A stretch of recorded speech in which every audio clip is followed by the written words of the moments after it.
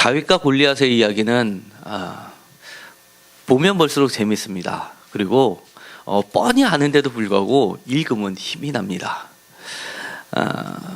가장 흥미로운 것은 아직 칼도 쥐어보지 못한 어린 소년 다윗이 모든 사람이 떨고 있는 거구의 블레셋의 골리앗 장군을 물리침으로써 승리를 가져오는 그 장면은 정말 영화 그리고 만화에서도 단골로 등장하는 메뉴입니다. 우리는 인생을 살면서 이런 다윗과 골리앗의 싸움에서 승리하기를 늘 꿈꿔옵니다. 그런데 가끔은 이런 생각이 듭니다. 골리앗, 다윗, 이것은 단 한 번 있는 일이지라는 생각을 강하게 하게 됩니다. 지금과 같은 골리앗이 등장하게 되면 과연 다윗과 같은 사람이 이길 수 있을까라는 사실은 의구심이 듭니다. 이것은 표현만 다를 뿐이지 베드로가 무리를 건든 사건하고 다를 바가 없어 보입니다. 이 사무엘상 17장을 쓴 성서의 기자도 이 점에 대해서는 매우 난감해했었던 것이 분명합니다. 제가 여러 차례 말씀을 드렸듯이 이 사무엘상은 구약 성서 학자들이 굉장히 어려워하는 굉장히 오래된 본문입니다. 여기에서 보더라도 여러 가지가 혼합되어 있고 또 여러 가지 이야기가 섞여 있음을 보게 됩니다. 그래서 이것의 역사성을 놓고 역사적 사실이 아니다라고 팽팽히 맞서는 하나의 진영과 이것은 틀림없는 역사적 사실이다라고 맞서는 또 하나의 그룹이 항상 싸움을 하게 됩니다. 그러나 성경은 우리들에게 신앙의 결단을 요구를 하게 됩니다. 어떤 것이 맞느냐 틀리냐의 문제를 떠나서 우리가 선택할 수 있게 해주는 것이 바로 믿음인 겁니다. 오늘 17장을 가만히 보면 이렇게 되어 있습니다.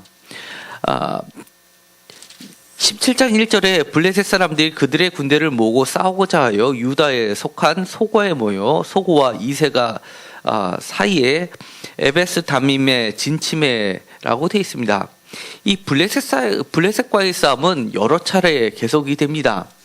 먼저 15장에 보면 아말렉과의 싸움이 나오지만 사실은 이 아말렉과의 싸움은 초기 사건으로 본다고 하면 실질적인 후대의 싸움은 그 전에 있었던 13장에 나와 있고 13장 14절에 나와 있는 14장에 나와 있는 블레셋과의 전투가 실질적인 가장 근접한 이 다윗 사건과 가장 근접한 사건으로 볼 수가 있습니다. 13장은 사울이 왕이 될 때 블레셋과의 전쟁을 다루고 있고 그 블레셋 전쟁과에서 진퇴양난에 빠지자 사울의 아들 요나단이 정말 하나님의 야훼의 전쟁을 치르면서 놀랄만한 마치 다윗이 골리앗을 이기듯이 그렇게 단 2명이 들어가서 이스라엘 블레셋 사람들의 진영을 혼란에 빠뜨리고 승리로 이끄는 장면은 거의 기적에 가까운 이야기라고 할 수 있습니다. 요나단을 보면 마치 다윗을 보는 듯합니다. 그리고 반면에 사울 왕은 블레셋과의 전투에서 커다란 활약을 하지 못하는데 반하여 요나단은 커다란 활약을 하는 등장인물로 나오게 되고 그 뒤이어서 나오는 이 17장에는 마찬가지로 사울은 블레셋 앞에서 커다란 역할을 못하고 쩔쩔매는 모습을 보이는데 반면에 요나단처럼 다윗은 매우 놀랄만한 승전보를 전하는 아주 키맨으로 등장하게 됩니다. 이것은 사울은 실패했음에도 불구하고 반면에 대조적으로 다윗은 하나님과 함께 계심으로 해서 놀랄만한 자신의 능력을 뛰어넘는 놀라운 일을 벌이고 있다는 것을 드러내는 싸움이 바로 블레셋과의 싸움입니다. 사울은 블레셋 싸움에서 어떻게 보면 실패했다고 할 수 있지만 요나단과 다윗은 오히려 하나님과 함께하는 사람들로서 블레셋과의 싸움에서 커다란 승리를 하는 모습을 보여주게 됩니다.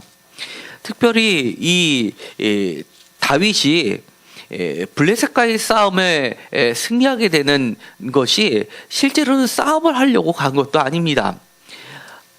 4절에 보면 이렇게 되어 있습니다. 블레셋 사람들의 진영에서 싸움을 도두는 자가 있는데 그 이름은 골리앗이요 가드 사람이라. 그의 키는 6규빗 한 뼘이요 라고 되어 있습니다. 그리고 5절과 6절에 보면 여러 가지 보호 장비를 갖추고 있고, 그리고 7절에서는 아주 이스라엘 사람들에게는 상상도 못할 그런 무기들로 무장하고 있는, 그리고 덩치가 매우 큰 6규빗 되는 거인 장수를 이야기합니다.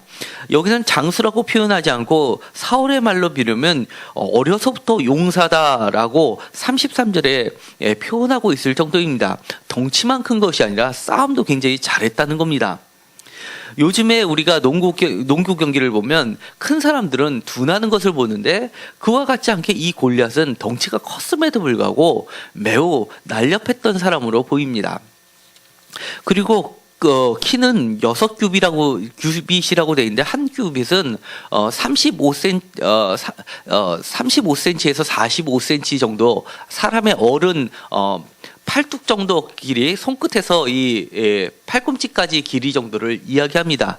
그렇기 때문에 정확한 치수는 우리가 확실히 알 수는 없지만, 작게 보면 한 2m 20-30 정도에서, 크게 보면 50cm까지로 한 규빗을 본다 그러면 거의 3m가 넘어가는 정말 기네스북에 등장할 만한 그런 아주 큰 거인이라고 할 수가 있습니다.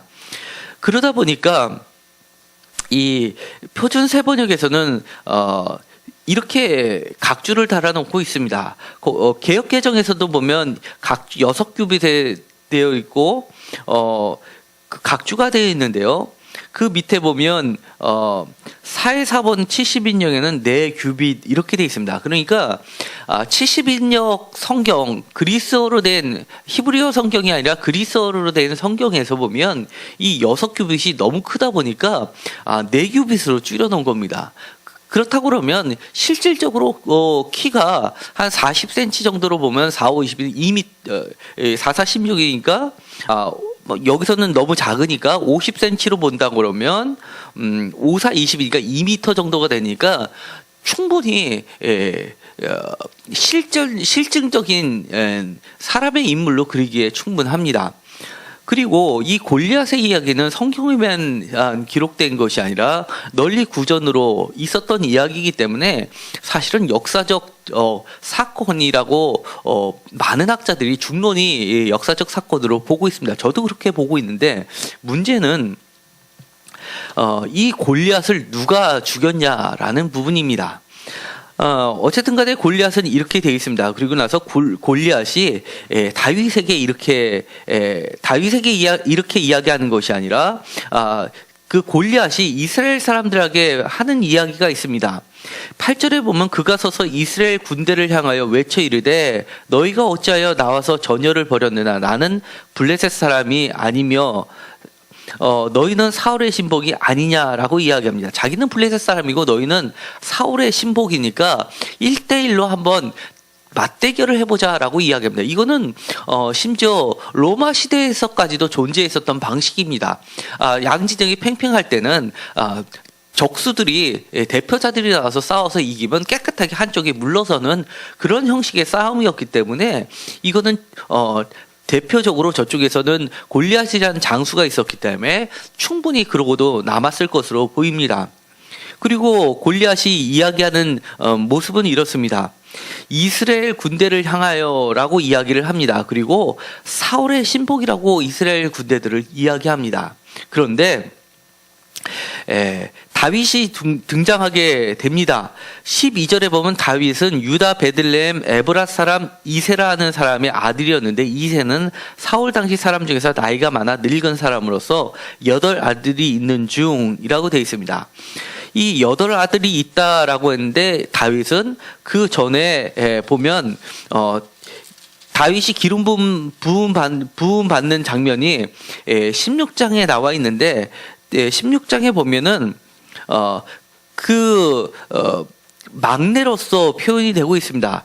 특별히 16장 10절에 보면 이새가 그의 아들 7을 다 사무엘 앞으로 지나가게 하나 사무엘이 이새에게 이르되 여호와께서 이들을 택하지 아니하셨느니라 하고 또 사무엘이 이새에게 이르되 내 아들들이 다 여기 있느냐 이새가 이르되 아직 막내가 내게 남았는데 그는 양을 지키나이다.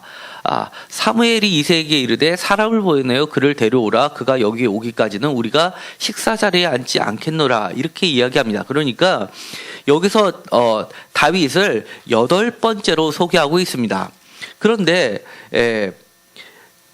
이 아들이 7이 있었다는 것은 대표적으로 욥기의 1장과 마지막 절에 아들 7의 이야기를 합니다. 그 얘기는 아들 7이 있었다라고 하는 것은 가장 완전한 축복받은 아들의 숫자를 아들 7이라고 표현합니다. 그리고 그 형들의 이름은 3명만 등장을 합니다. 그렇다는 이야기는 다윗은 완전한 7에다가 추가적으로 한 명이 더 있어서 더 사랑을 받고 더 완벽한 은혜가 더 하나님으로부터 은혜를 더 많이 받았다는 아들이라는 걸 표현하기 위해서 특별히 일곱이라는 아들과 더하기 1해서 막내로서 8번째로 표현하는 것으로 볼 수가 있습니다. 어쨌든 간에 이 다른 곳에서는 다윗의 숫자를 7번째로 기록하고 있는 데도 있습니다. 그렇다는 이야기는 다윗의 7번째이든 8번째이든 이 성경에서 다윗을 이야기하고자 하는 것은 하나님의 은혜를 충분히 받고 그리고 아주 사랑을 많이 받으면서 그만큼 뛰어난 아들이었다라는 걸 표현해주는 표현법입니다. 어쨌든 간에 이 형들의 이름은 3명뿐이 존재하지 않습니다. 3명의 형이 모두 전쟁에 나가 있습니다. 그리고 나서 막내인 다윗은 양을 돌보고 있는데 아버지가 걱정이 되시는지 형들이 잘 있는지를 보고 오게 합니다. 그러자 음식을 싸들고 전쟁터로 가게 됩니다. 전쟁터를 가는데 20절을 보면 이렇게 되어 있습니다. 다윗이 아침에 일찍 일어나 양을 지키는 자에게 맡기고 이렇게 되어 있습니다. 그리고 나서 자기는 형들에게 갑니다. 그리고 나서 23절에 다시 한번 골리앗이라는 이름이 나오게 됩니다. 가뎃 사람 골리앗이라 하는 자가 그 전열에 나와서 전과 같은 말을 하매 다윗이 들으니라 라고 되어 있습니다. 그것도 23절에 보면 마침이라는 표현을 통해서 이 모든 것이 하나님의 아주 계획된 범위 내에서 움직이고 있다는 것을 나타내는 중요한 단어가 마침이라는 단어입니다. 그런데 이 형이 이렇게 큰형 엘리압이 28절에 보면 다윗을 꾸짖습니다. 내 교만과 내 마음의 완악함을 아느니 내가 전쟁을 구경하러 왔노라 라고 이야기합니다. 여기서 구경하러 왔노라 할 때 구경하다라는 단어를 히브리어에서는 라아라는 단어를 사용합니다. 그런데 이 왕으로 기름 부음을 받을 때 다윗을 표현했던 말이 16장 11절에 보면 그는 양을 지키나이다 라고 할 때 이 양을 지키나이다, 양을 지키는 자라는 뜻은 히브리어로는 로에입니다. 이것은 한국말로는 잘 표현이 안 돼 있지만 이것은 언어를 가지고 장난을 치는 겁니다. 매우 희극적 효과를 내는 겁니다. 다윗은 양을 지키는 자, 로에이기 때문에 이스라엘 백성을 지키는 자로 하나님이 들어 쓰셨는데 그래서 그를 이스라엘을 지키기 위해서 이스라엘을 로에하는 다윗을 골리앗에게 보내셨는데 그 형은 이렇게 이야기하는 겁니다. 내가 전쟁을 라아하러 왔느냐. 그러니까 로에와 라아는 발음상 매우 비슷한데 그 뉘앙스는 매우 틀려지는 게 되는 겁니다. 하나님은 이스라엘을 지키게 하기 위해서 다윗을 보냈는데 형은 다윗을 구경하는 자로 생각했다는 겁니다. 그리고 그리고 나서 내 교만과 내 완악함을 꾸짖게 됩니다.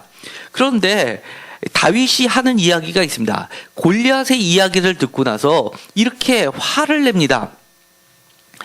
26절입니다. 할례받지 않은 블레셋 사람이 누구이길래 살아계시는 하나님의 군대를 모욕하겠느냐라고 이야기를 하는 겁니다. 골리앗은 이스라엘 군대라고 이야기하고 사울의 신복이라고 이야기를 하는데, 다윗은 사울의 군대라고 이야기하지 않고 살아계신 하나님의 군대라고 이야기하는 겁니다. 이 다윗이 군대를 바라보는 시각 자체가 틀리다는 겁니다. 사람의 군대가 아니라 하나님의 군대인데, 저 할례받지 않은 블레셋 사람이 누군데 감히 그것도 살아계신 하나님의 군대를 모욕하느냐라고 하면서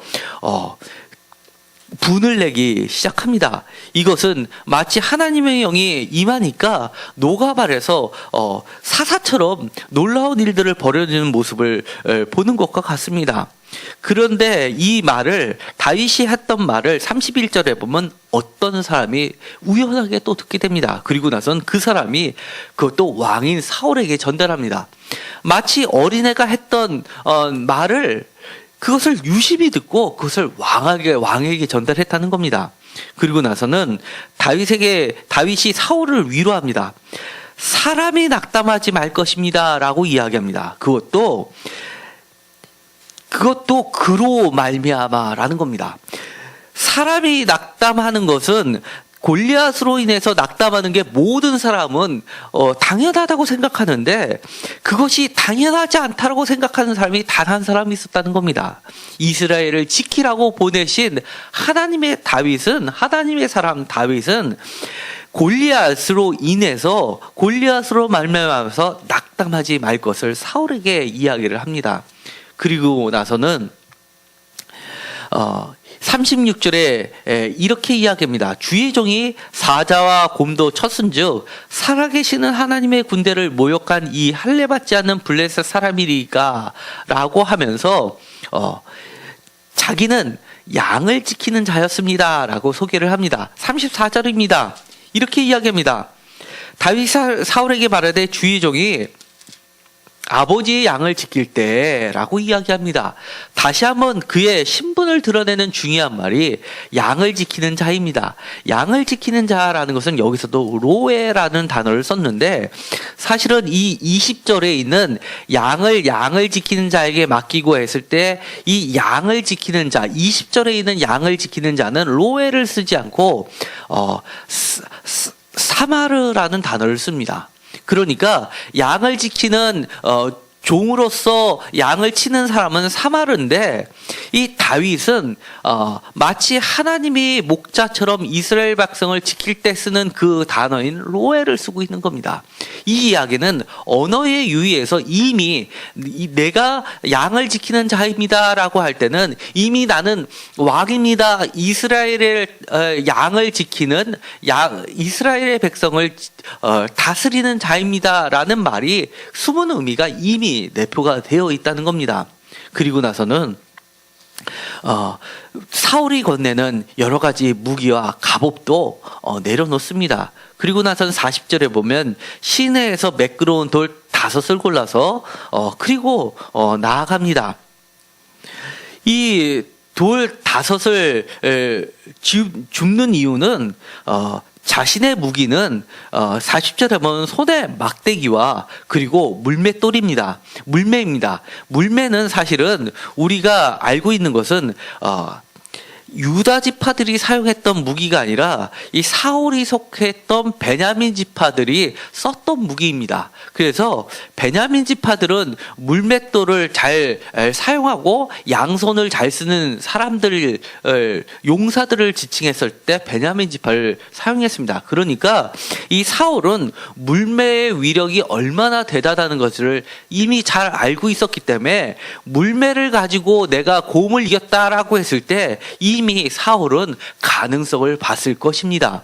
그리고 나선 물매 나가는데 5을 골랐다라고 이야기합니다. 왜 5일까요? 이 5이라는 것은 성경에서 특별히 사사기에 보면 5이라는 것은 아주 강한 숫자를 이야기합니다. 예를 들어서 그 미가가 나옵니다. 미가가 우상을 에봇을 만들고 신상을 사사기에 보면 신상을 부어 만들었는데 이 미가의 집을 염탐하고 그 다음에 단지파가 그 위쪽을 점탐하러 갔을 때 뽑혀 있었던 사람 수가 5입니다. 그러니까 정탐꾼 5을 보냈을 때도 이때도 사람 수는 5입니다. 그러니까 이 5이라는 것은 상징수인데 돌이 매우 강력한 돌, 파괴력이 있는 돌, 그 돌 5개를 쥐었다고 이야기를 하는 겁니다. 어떤 사람들은 이걸 가지고 골리앗의 형제 5명이 있었기 때문에 골리앗을 무너뜨리면 그 다음 형제가 나오면 그 사람도 죽이기 위해서 5개를 쥐었다라고 하는데 그거는 상상력에 의한 것이고 성경에 있는 5이라는 것은 지금에 있는 것처럼 비록 돌이지만 하나님께서 함께 하시는 매우 강력한 돌이라는 것을 의미하는 겁니다. 그리고 나서는 이렇게 이야기합니다. 43절에 보면 블레셋 사람이 다윗에게 이르되 내가 나를 개로 여기고 막대기를 가지고 내게 나왔느냐라고 이야기를 합니다. 여기서 갑자기 개라는 이야기가 나옵니다. 왜냐하면 그가 손에 쥐은 것은 막대기인데 이 막대기는 지팡이 같은 아주 단단한 막대기가 아닙니다. 약간은 여리여리한 막대기고 조그만 잎사귀가 붙어있는 그런 막대기를 지칭하는 단어인데요. 그러니까 마치 양을 칠 때 옆으로 가면 툭툭 쳐서 바른 길을 가게 할 정도로 매우 무기로 사용되기에는 약한 막대기입니다.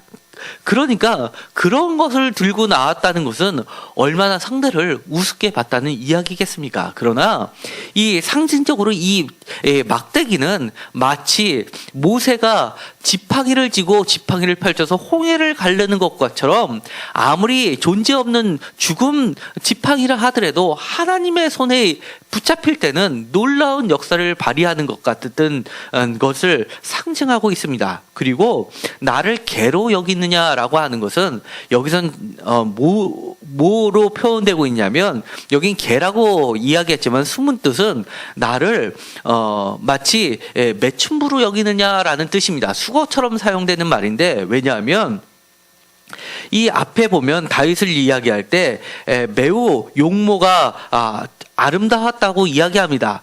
그런데 이 용모가 아름다운 다윗을 보고 했던 저주가 이런 거였습니다. 그 얘기는 이 미소년을 보고 달려드는 골리앗을 아주 미소년을 보고 달려가는 여인으로서 표현했다는 그런 모욕적인 태도를 나타내는 겁니다.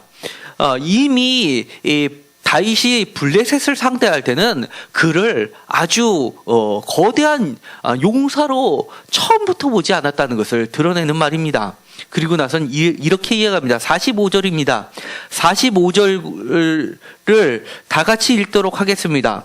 다윗이 블레셋 사람에게 이르되 너는 칼과 창과 단창으로 내게 나아오거니와 나는 만군의 여호와의 이름 곧 내가 모욕하는 이스라엘 군대의 하나님의 이름으로 내게 나아가노라. 이렇게 이야기합니다.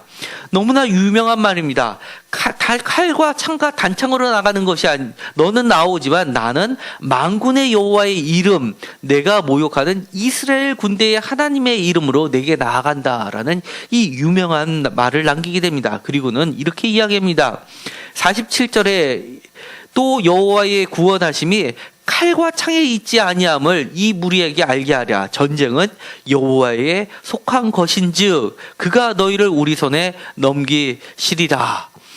이 말씀을 읽을 때마다 저는 가슴이 벅차오르는 것을 느끼게 됩니다.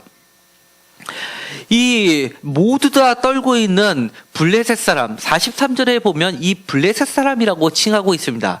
이것을 우리가 블레셋 사람이지만 우리는 지금까지 읽어왔던 것으로 봐서 골리앗으로 번역을 하고 있습니다. 골리앗을 보고서 전혀 떨지 않고 전쟁은 여호와께 속한 것이라 라고 외치는 그 모습은 정말 우리가 담고 싶은 마음이고 또 이 말씀을 읽다 보면 어느새 나도 모르게 다윗처럼 되는 듯합니다. 그리고 나서 48절에 이렇게 이야기가 전개됩니다. 블레셋 사람이 일어나 다윗에게 마주 가까이 올 때 다윗이 블레셋 사람하며 빨리 달리며 도망치지 않고 오히려 더 빨리 달립니다. 그리고 나서는 그 주머니에서 돌을 가지고 물매로 던져서 블레셋 사람의 이마를 치매 돌이 그의 이마에 박히니 땅에 엎드러지니라 라고 됩니다. 이마에 박히니 했을 때 이 박히니란 단어는 거의 폭파 수준의 단어를 쓰고 있는 겁니다. 산산이 부서지는 듯한 파괴력을 갖춘 단어를 쓰고 있는 게 우리는 번역을 할 때 이 박힌이라고 썼는데 박힌이 하니까 마치 쏙 들어가는 것처럼 느낌이 들지만 이것의 의미는 이미 관통해서 뚫고 나간 그 상태를 나타낼 때 쓰는 단어입니다. 그러니까 완전히 머리를 뚫고 지나가 버렸으니까 도저히 살 수 없는 완전히 박살난 모습을 상정할 수가 있습니다. 그리고 나서는 다윗이 이 블레셋 사람을 이기고 그를 쳐 죽이고 나서 칼이 없었기 때문에 골리앗이 갖고 있었던 칼을 가지고 목을 베게 됩니다. 그리고 53절에 보면 이렇게 되어 있습니다. 이스라엘 자손이 블레셋 사람을 쫓다가 돌아와서 그들의 지정을 노력하였고 다윗은 그 블레셋 사람의 머리를 예루살렘으로 가져가고 갑주는 자기 장막에 두니라. 여기서 자기 장막에 두니라라고 되어 있는데 사실 이 부분도 조금 어려운 부분입니다. 자기 장막이라는 것은 다윗의 장막은 없었기 때문에 다윗의 장막이라기보다도 여기서는 나중에 보면 골리앗에 쓰던 칼은 에봇에 쌓여서 높제사장이 갖고 있었습니다. 높당에 있었던 제사장이 갖고 있었습니다. 그러니까 이 장막이라는 것은 하나의 그 예배 처소 같은 게 되는데 그쪽에 두었던 것으로 보여지게 됩니다. 그리고서는 사울이 이 다윗 아브넬에게 군사령관 아브넬에게 다윗을 불러오게 합니다. 여기서 보면 55절부터 마지막 절까지 있는 이야기를 보면 마치 사울은 다윗을 처음 보는 듯한 모습을 갖고 있습니다. 그런데 우리가 그 전에 이야기를 보면 사울은 이미 다윗을 알고 있었다고 기록이 되어 있습니다. 예를 들어서 사무엘상 16장 21절입니다. 다윗이 사울에게 이르러 그 앞에 모셔 서매 사울이 그를 크게 사랑하여 자기의 무기를 드는 자로 삼고라고 되어 있습니다. 자기의 무기를 드는 자라는 것은 전문 용어로서 소위 말해서 호위무사 같은 사람입니다. 무기를 드는 자는 요나단이 자기의 무기를 드는 자와 함께 블레셋 진영에 들어갔을 때 그 무기를 드는 자입니다. 여기서는 이미 16장에서는 다윗을 자기의 호위무사로 삼았는데도 불구하고 그 뒤에 이뤄지는 이 17장에서는 다윗을 마치 처음 보는 사람처럼 이야기합니다. 이 이야기는 다윗에 관한 다윗과 사울의 처음 만남의 이 이야기가 여러 개의 전승으로 내려왔다는 걸 전제하는 겁니다. 그럼에도 불구하고 성경은 그것을 일치시키지 않고 너무나 하나님의 말씀은 1.1획도 흐트러지면 안 되기 때문에 그것을 그대로 보관을 하고 있었던 겁니다. 그래서 아마 사울이 다윗을 처음 만났었던 것은 제 견해로는 그리고 또 학자들의 많은 수는 이 17장이 오히려 첫 만남이 아니었을까라고 보고 있습니다.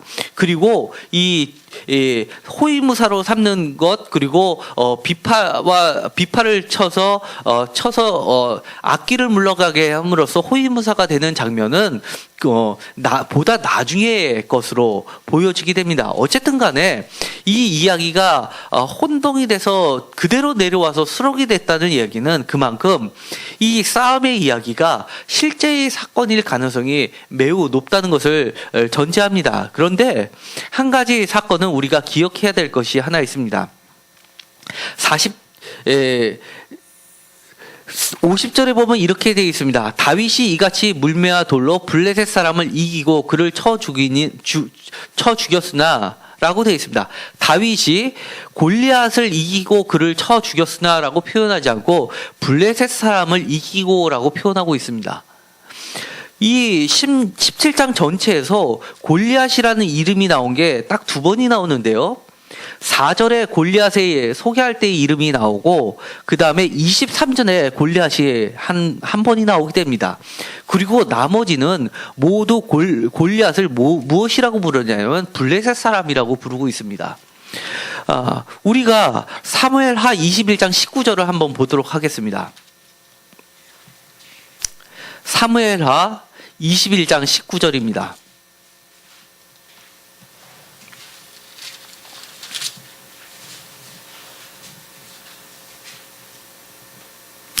다 같이 읽도록 하겠습니다. 또다시 블레셋 사람과 곱에서 전쟁할 때 베들레헴 사람 야레오르기미의 아들 엘하나는 가드 골리앗의 아우 라흐미를 죽였는데 그 자의 창자루는 배틀채 같았더라.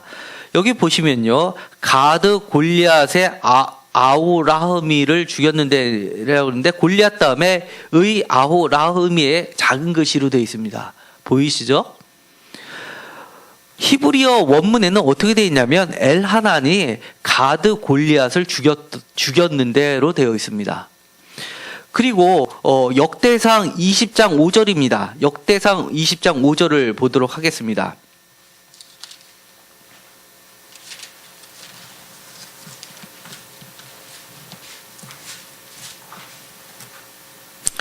역대상 20장 5절입니다. 다 같이 읽도록 하겠습니다. 다시 블레셋 사람들과 전쟁할 때에 야일의 아들 엘하난이 가드 사람 골리앗의 아우 라흐미를 죽였는데 이 사람의 창자루는 배틀채 같았더라. 여기서도 엘하난이 가드 사람 골리앗의 아우 라흐미를 죽였는데 라고 되어 있는데요.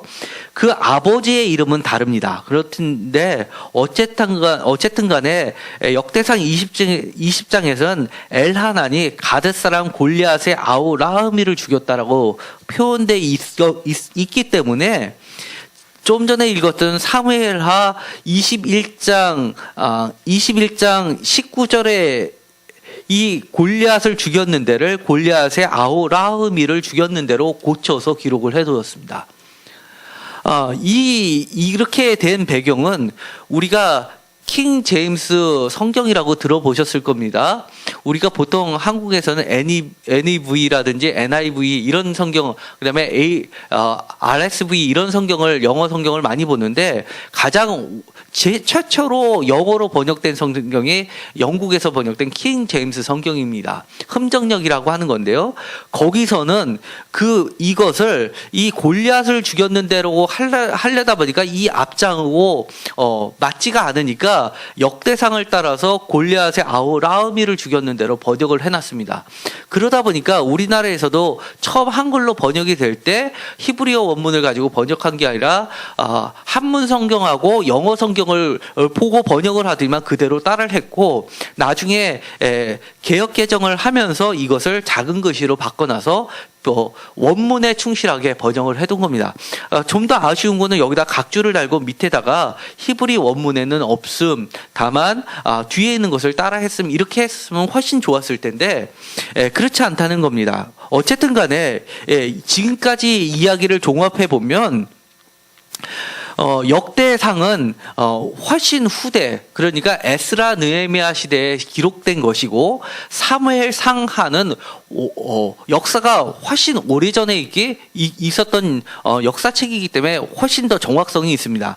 그러니까 골리앗을 죽인 사람은 베들레헴, 다윗과 같은 고향 사람입니다. 베들레헴 사람 엘하난이 골리앗을 죽였고 그 사건의 이야기가 다윗에게 흘러들어갔을 가능성이 많습니다. 그럼에도 불구하고 블레셋 사람을 크게 승리를 함으로써 사울왕과 조우를 하게 된 것은 분명해 보입니다. 왜냐하면 전체적으로 계속해서 골리앗이라고 이름을 바꿔 기록하지 않고 이것을 기록하는 사람들이 끊임없이 그 전통을 그대로 고수를 하면서 일부러 우리 같으면 골리앗이라고 고쳤을 텐데 그러지 않고 블레셋 사람이라고 끊임없이 기록했던 것은 그들도 그것을 준수했다는 것을 이야기합니다. 이 이야기는 한 가지 말씀을 더 보도록 하겠습니다. 요한복음입니다. 요한복음 20장. 요한복음 20장 30절에 보면 이렇게 되어 있습니다. 예수께서 제자들 앞에서 이 책에 기록되지 아니한 다른 표적도 많이 행하셨으나 오직 이것을 기록함은 너희로 예수께서 하나님의 아들 그리스도이심을 믿게 하려 함이요 또 너희로 믿고 그 이름을 힘입어 생명을 얻게 하려 함이니라 라고 되어 있습니다. 특별히 30절에 요한복음 20장 30절과 31절이 기록 목적을 나타내는데 이 30절에 이 책에 기록되지 아니한 다른 표적도 많이 행하였으나 이 이야기는 많이 있는데 이 기록된 부분은 그 일부분이라는 것을 이야기합니다. 마찬가지로 이렇게 기록이 우리가 하나님의 말씀이라고 성경책에 기록이 되었고 이것을 우리는 믿음으로 하나님이 쓰셨다고 믿음으로 받아들이지만 이거에 기록되지 않은 하나님의 역사는 너무나 많다는 겁니다. 다만 그것을 기록한 부분이 이 성경책으로 남아 있고 그리고 그럼에도 불구하고 그러면 우리가 성경책 외에 하나님을 가장 잘 알 수 있는 방법이 뭐냐라고 했을 때 다시 원점으로 돌아가서 저 같은 경우는 100% 성경책만큼 가장 하나님을 잘 알 수 있는 것도 없습니다. 성경책 외에도 하나님이 하신고 기록된 것은 너무나 많지만 그럼에도 불구하고 성경책 외에 성경책보다 더 하나님을 잘 알 수 있게 한 것은 우리가 죽어서 하나님을 직접 만나는 것 외에는 사실 없다는 겁니다. 그렇기 때문에 이 성경책을 이렇게 부분 서로 상충되는 부분이 있더라도 우리가 하나님을 알 수 있는 부분은 성경책이 가장 잘 하나님을 알 수 있기 때문에 그것을 그대로 우리가 이렇게 고치지 않고 받아들이는 태도가 오히려 더 바른 태도라는 것을 이야기합니다. 혹자들은 제가 굳이 이렇게 장시간에 걸쳐서 이 말씀을 드리는 것은 최근에 이단들이 이렇게 상충되는 부분을 갖다 드리면서 성경 공부합시다라고 하면서 이러니까 오류입니다 이렇게 접근해 오는 사람들이 상당히 많이 있는데 이 문구도 사실 여러 가지 문구들 중에 대표적인 문구입니다. 이럴 때 우리 성도들은 좀 알고 그것이 아니다라고 정확하게 이 이야기를 해줄 수 있어야 됩니다. 마치 그런 사람들은 그런 것만 딱 교육을 받아서 반론을 받으면서 사실 그들은 답변을 못합니다. 그럼에도 불구하고 우리 기독교인들이 올바른 교육을 많이 그런 거에 대해서 설명을 못 듣다 보니까 많이 그거에 혹해서 넘어가시는 분들이 있는데 혹시 주변에 그런 사람들이 있다면 바르게 가르쳐 주십시오. 어쨌든 간에 우리가 다윗이 블레셋 사람을 이겼든 아니면 골리앗을 이겼든 그들에게서는 이 블레셋 사람이라는 것은 골리앗이나 다름이 없다는 겁니다. 그리고 이 이야기는 실제로 다윗이 골리앗을 이겼다라는 것도 포함이 되어 있다는 겁니다. 그렇기 때문에 우리가 어떨 때는 인생을 살면서 우리 앞에 상대할 수 없었던 내 힘으로 해결할 수 없는 도저히 큰 사건이 다가오는데 그것이 블레셋일 수도 있고 그것이 골리앗일 수도 있다는 겁니다. 갑자기 일하기에 충분한 나이인데 정년퇴임을 해서 갑자기 직장을 잃은 사람에게서는 일할 거리가 없다는 것은 그에게 있어서는 골리앗이 될 수도 있습니다. 건강했는데 갑자기 건강이 위태로워서 생명이 위독해지는 것, 가족 중에 누군가가 갑자기 불치병에 걸리는 것, 아니면 갑자기 하던 사업이 파산이 되는 지경에 이르는 것, 이런 것도 다 골리앗일 수도 있고 블레셋일 수 있다는 겁니다. 포인트는 이 블레셋 사람이시든 골리앗이든 이스라엘 사람들로서는 도저히 상대할 수 없는 대상이었고 칼도 가지가 있지 않은 다윗을 통해서 이기셨다는 것은 그 힘을 넘어서 하나님께서 직접 전쟁을 이끄셨고 승리를 이끄신다는 것을 이야기하고 있다는 겁니다. 그러니까 잘못 이해하면 마치 우리가 골리앗을 꼭 이겨야지만 하나님이 살아계신 것처럼 생각하는 것도 잘못이고, 골리앗은 이 세상에 없다라고 이야기하는 것도 잘못됐다는 것을 이야기합니다. 우리 인생에서는 누가 보기에는 우습게 보일 수도 있지만, 누가 보기에는 어떤 사람에게서는, 닥치는 사람에게서는 그 사건이 정말 골리앗이 될 수도 있다는 것을 이야기합니다. 그럴 때마다 우리는 그 대상을 다윗처럼 바르게 보아야 된다는 겁니다. 사람의 신복이 아니라 하나님의 군대를 모욕하는 대상으로 봐야 되고, 내가 이길 수는 없지만 하나님이 함께 하시면 그것을 무너뜨릴 수 있다는 것을 우리는 반드시 기억을 해야 된다는 겁니다. 이제 대학교를 처음 들어가는 우리 자녀도 있습니다. 보통 고등학교 때 정말 우물 안에서 화초 쪽에서 자라고 있던 자녀가 대학교 들어가는 순간 술과 또 선배들과 이런 관계성에서 갈등을 하게 되는 것을 많이 보게 됩니다. 그리고 공부 스타일도 주입식에서 이제 주도적으로 바뀌게 됩니다. 어떻게 보면 새롭게 시작되는 환경이 골리앗이 될 수도 있습니다. 그 다음에 새로운 사업을 시작합니다. 경쟁자가 늘어납니다. 그리고 지금까지 사업을 잘 운영하겠는데 갑자기 옆에 자리에 나의 경쟁자가 갑자기 거대한 자본을 가지고 들어서는 것, 이것도 갑자기 임하는 골리앗일 수가 있는 겁니다. 이런 모든 것들이 바로 우리에게는 블레셋이고, 골리앗이 다가올 때 우리는 오늘 읽었었던 다윗과 하나님의 역사를 반드시 기억해야 된다는 것을 이야기해주고 있는 겁니다. 우리 삶 가운데 날마다 블레셋과의 싸움, 그리고 골리앗과의 싸움 속에서 내가 하나님의 군대의 수장이고 나에게 맡겨주신 임무는 단순히 양을 돌보는 자가 아니라 이스라엘을 돌보는 자, 하나님의 백성을 돌보는 자라는 직분을 맡겨주셨다는 것을 기억하시고, 하나님의 이름을 힘입어서 앞으로 나아가는 저와 여러분들이 모두 되기를 간절히 소망합니다. 기도하고 마치기로 하겠습니다. 하나님 감사합니다. 우리가 새로운 시작을 할 때는 새로운 꿈을 꾸면서 희망에 부풀어서 시작을 하게 됩니다. 그런데 하다 보면 생각지도 못한 골리앗이 찾아오게 됩니다. 우리 앞에 갑자기 찾아오는 블레셋이 있을 수 있습니다. 하나님께서 함께하여 주셔서 그를 정말 개처럼 여길 수 있게 하여 주시옵시고, 하나님의 물맷돌 5개를 들어서 앞으로 나아가서 이기는 자가 되게 하여 주옵소서.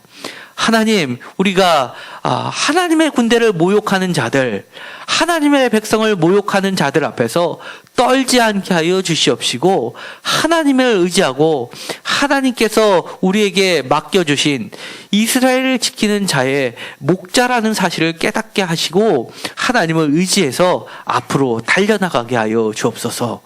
하나님께서는 우리를 패배자로 세우기 위해서 부르신 것이 아닙니다. 많은 백성 앞에서 살아계신 하나님을 증명하는 자로 세우시기 위하여, 보여주기 위하여 우리를 불러 세우셨고, 마침이라는 단어를 통해서 모든 것을 계획하셨고, 또 그 자리에 우리를 이끌어 주셨다는 깨닫게 하시고, 우리가 믿음을 가지고 나아갈 수 있게 하여 주옵소서. 예수님의 이름으로 기도드렸습니다. 아멘.